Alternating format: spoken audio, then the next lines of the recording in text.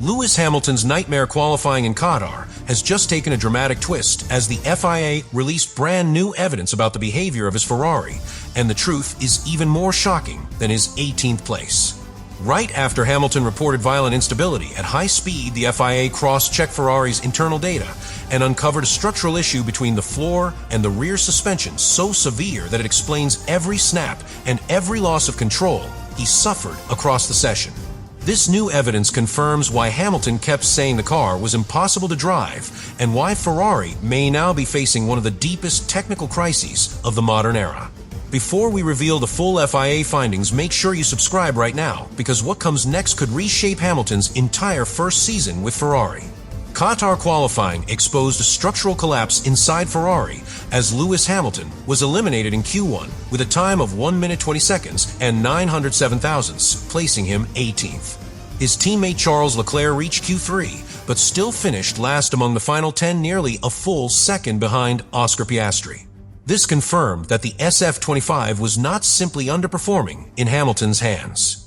It was fundamentally uncompetitive on a layout demanding grip stability and predictable rotation. Ferrari's earlier decision to stop development in April left the car frozen while rivals continued to evolve. Hamilton's biggest issue appeared instantly in the lack of rear stability. In the third sector, he experienced sudden snaps through the medium speed corners where confidence is essential. These were not minor movements. They were violent shifts in load that made the SF25 feel disconnected from the track surface.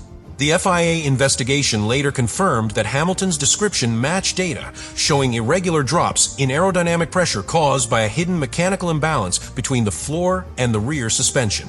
This defect produced unpredictable behavior that could not be corrected from a cockpit. Tire temperature added another dimension to the problem. Ferrari failed to bring the tires into the proper operating window, meaning Hamilton began his laps with no initial grip.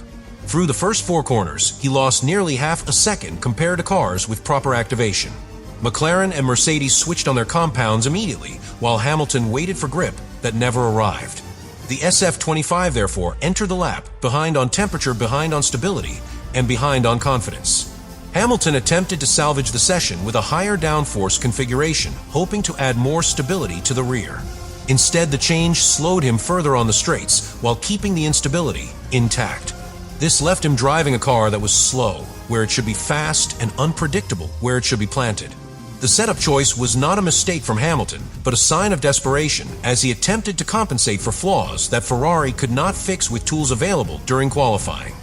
Leclerc's 10th place finish highlighted Ferrari's systemic weaknesses.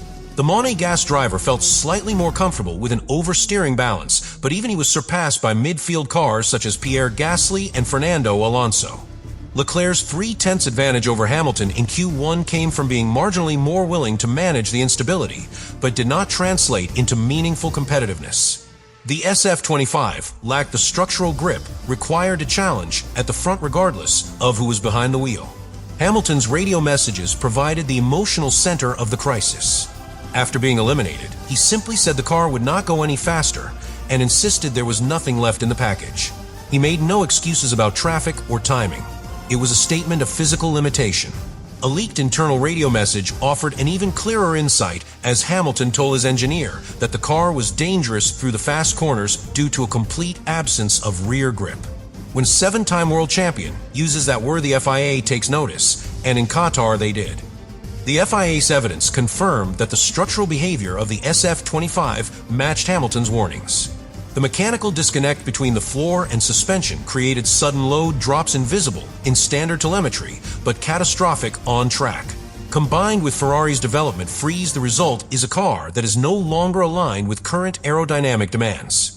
The Qatar weekend, therefore, represents not a temporary setback, but a deep technical failure that Ferrari must confront. For Hamilton, the Sunday race becomes an exercise in survival rather than competition, as he begins near the back with a car he cannot trust and with only fresh tires and strategy freedom as his limited weapons. The central problem for Lewis Hamilton in Qatar qualifying was that the SF25 never entered a stable performance window across any part of the lap. From a first-timed run, the car displayed a lack of rear stability so severe that Hamilton was forced to drive reactively rather than assertively. A driver of his experience normally builds rhythm and confidence through the lap, but Qatar's long high-speed corners require a car that holds consistent load. The Ferrari did not. Instead, it produced abrupt moments of rotation loss that prevented Hamilton from committing to the throttle or maintaining the minimum speeds required for a competitive lap. The second problem emerged immediately in the tire temperature phase. Ferrari failed to activate the tires quickly enough, which meant Hamilton approached turn 1 with an unresponsive front end and a rear axle that floated unpredictably. The combination created an imbalance that grew worse as he attempted to push harder. When tires begin the lap cold, especially in Qatar, where the asphalt demands immediate grip, the driver loses the mechanical foundation necessary to support aerodynamic load. The result was visible in Hamilton's first sector, where he dropped nearly half a second before reaching the first long corner sequence. A third issue came from the mechanical behavior of the rear suspension and the floor. The FIA detected irregular drops in aerodynamic load that matched Hamilton's radio complaints about sudden snaps in the final sector. These were not typical losses of traction. They were abrupt and sharp, triggered by a deeper structural imbalance within the car. When the rear suspension cannot maintain controlled compression, the aerodynamic platform collapses momentarily, forcing the driver to react in milliseconds. Hamilton felt this repeatedly, confirming that the problem was not situational, but systemic. The fourth problem stemmed from the decision to add more downforce in an attempt to stabilize the car. While the theory suggested this would calm the rear, and the SF-25 responded in the opposite way. The added load increased drag on the straights, making Hamilton slower in every acceleration zone. Meanwhile, the instability in the medium-speed corners remained unchanged because the underlying mechanical issue was untouched. Hamilton therefore drove a car that was slower where it should have been fast and still unstable where he needed it planted. The configuration revealed how corner-sensitive the SF-25 has become.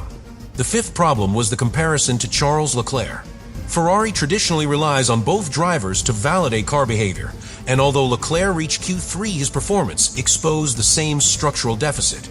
He could manage the oversteer slightly better, but was still over 1 full second slower than Oscar Piastri. His 10th place finish highlighted the clear gap between Ferrari and the front runners.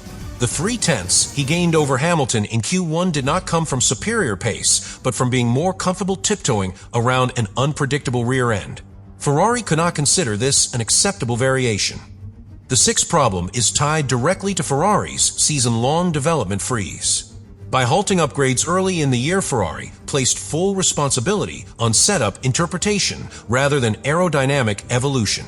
As other teams like McLaren and Red Bull continued refining their cars, Ferrari attempted to solve modern circuit demands with a package that no longer matches the pace of development around them. Qatar's long direction changes expose any deficiency in stability or aerodynamic coherence.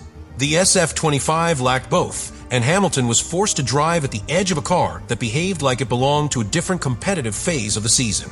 The final problem is psychological. Hamilton is a driver who thrives on clarity and precision, and Qatar offered neither.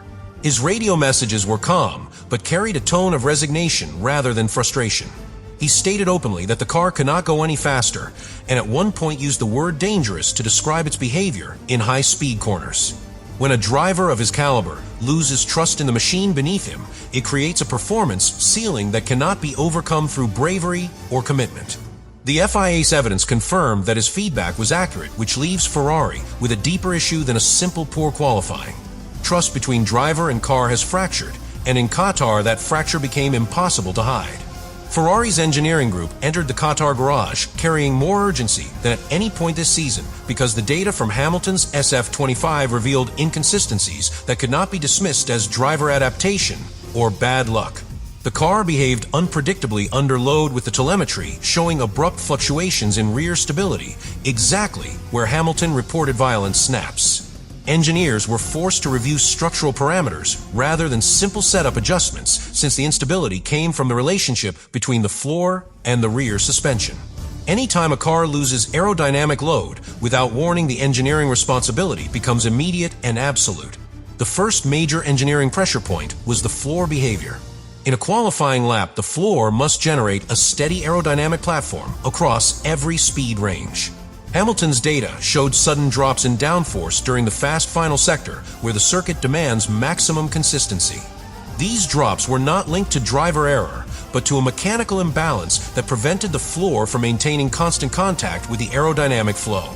Engineers now had to determine whether this resulted from stiffness, variation, temperature displacement, or a deeper structural mismatch. Each possibility requires hours of verification and carries different implications for the race. Tire behavior was the second high-priority concern. Ferrari's inability to activate the tires meant that the compounds never generated the initial grip necessary to support the chassis. Cold tires forced the rear to slide under load and amplify every aerodynamic weakness. The engineers must therefore redesign Hamilton's tire preparation method, ensuring the tires enter the lap within the correct thermal range. Without achieving that, even a perfectly balanced suspension would still produce a lack of confidence. The sprint struggles earlier in the weekend already signaled danger, and Qatar qualifying confirmed that the problem has structural roots rather than procedural ones. A third engineering challenge involved the downforce package. Hamilton opted for a higher downforce configuration to stabilize the car, but the engineers later confirmed that this only introduced more drag without correcting the core imbalance. When a car produces drag but not stability, it means that the aerodynamic surfaces are not synchronizing with the mechanical platform. Engineers now face the difficult task of adjusting the aero map without worsening the mechanical behavior. It is a delicate balance because any correction in one area risks destabilizing another, and the SF25 is extremely sensitive to small variations. The comparison with Leclerc added another layer of pressure. Although Leclerc reached Q3, the telemetry showed that his car also suffered instability, albeit to a lesser degree. His slightly smoother style allowed him to manage the imbalance, but did not erase it. Engineers must now identify whether the differences between Hamilton's and Leclerc's cars are caused by driver-induced load patterns or by microscopic variations in assembly and component behavior. In modern Formula 1-2, identical cars rarely behave identically under peak load, and Qatar has highlighted that Ferrari must investigate whether the structural discrepancy is repeatable or isolated. The fifth critical pressure point stems from Ferrari's development strategy. By freezing major updates early in the season, the team has reduced its engineering flexibility. When fundamental weaknesses appear, engineers usually rely on new components to reset the car's behavior. Without new parts available, the entire burden shifts to setup interpretation and operational precision. This leaves Ferrari vulnerable when a circuit exposes the structural limits of the car. Qatar's long radius corners and high-speed transitions punish the SF25 at every step, and the engineering department must now manage a problem without the traditional tools normally available at this stage of the year.